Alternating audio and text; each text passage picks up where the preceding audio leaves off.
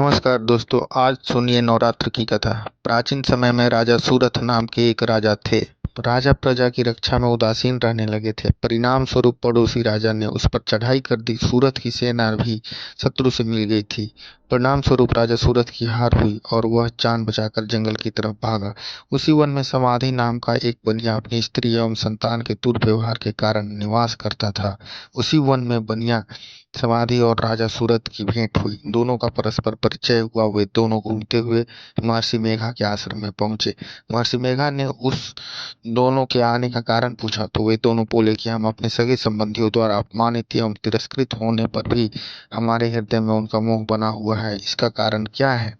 महर्षि मेघा ने उन्हें समझाया कि मन शक्ति के अधीन होता है और आदि शक्ति के अविद्या और विद्या दो रूप है। विद्या ज्ञान स्वरूप है और अविद्या अज्ञान स्वरूप है। जो व्यक्ति अविद्या के आदि किरण रूप में उपासना करते हैं उन्हें भी विद्या स्वरूपा प्राप्त होकर मोक्ष प्रदान करती है। इतना सुन राजा सूरत ने प्रश्न किया, हे महर्षि, देवी कौन है? उनका जन्म कैसे हुआ? महर्षि बोले, आप जिस देवी के विषय में पूछ रहे हैं वह नित्य स्वरूपा विश्वव्यापिनी है। उसके बारे में ध्यानपूर्वक सुनो।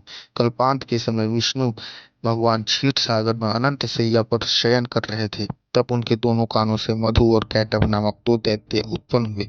वे दोनों विष्णु की नाभि कमल से उत्पन्न ब्रह्मा जी को मारने दौड़े। ब्रह्मा जी ने उन दोनों राक्षसों को देखकर विष्णु जी की शरण में जाने को सोची, परंतु विष्णु भगवान उस समय सो रहे थे। तब उन्होंने भगवान विष्णु को जगाने हेतु उनके नयनों में निवास करने वाली योग निद्रा की स्तुति की। परिणाम स्वरूप तमोगुण अधिष्ठाधारी देवी विष्णु भगवान के नेत्र, नासिका, मुख तथा हृदय से निकलकर ब्रह्मा जी के सामने उपस्थित हो गई। योग निद्रा के निकलते ही विष्णु भगवान उठकर बैठ गए। भगवान विष्णु और उन राक्षसों में 5,000 साल तक युद्ध चलता रहा। अंत में मधु और कैटभ दोनों राक्षस मारे गए। ऋषि बोले, अब ब्रह्मा जी की स्तुति से उत्पन्न महामाया देवी की वीरता तथा प्रभाव का वर्णन करता हूँ, उसे ध्यान पूर्वक सुनो। एक समय देवताओं के स्वामी इंद्र तथा दैत्यों के स्वामी महिषासुर में सैकड़ों वर्षों तक घनघोर संग्राम हुआ। इस युद्ध में देवराज इंद्र की पराजय हुई और महिषासुर इंद्रलोक का स्वामी बन बैठा। अब देवतागण ब्रह्मा के नेतृत्व में भगवान विष्णु और भगवान शंकर की शरण में गए। देवताओं की बातें सुनकर भगवान विष्णु तथा भगवान शंकर क्रोधित हुए।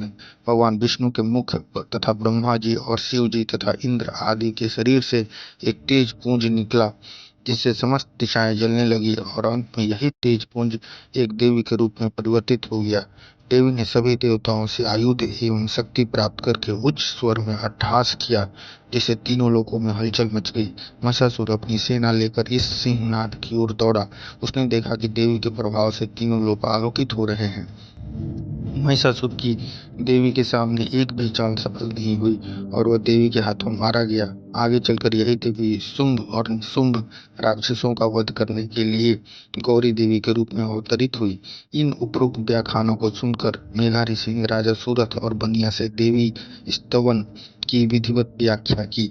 राजा और वणिक नदी पर जाकर देवी की तपस्या करने लगे। 3 वर्ष तक घोर तपस्या करने के बाद देवी ने प्रकट होकर उन्हें आशीर्वाद दिया। इससे वणिक संसार के मोह से मुक्त होकर आत्मचिंतन में लग गया और राजा सूरथ ने शत्रुओं पर आक्रमण करके विजय प्राप्त करके अपना वैभव प्राप्त कर लिया। धन्यवाद दोस्तों, ये थी आज की कहानी। और ऐसे ही अच्छी अच्छी कहानी सुनने के लिए हमारे चैनल को सब्सक्राइब करें और शेयर करें, लाइक करें। धन्यवाद।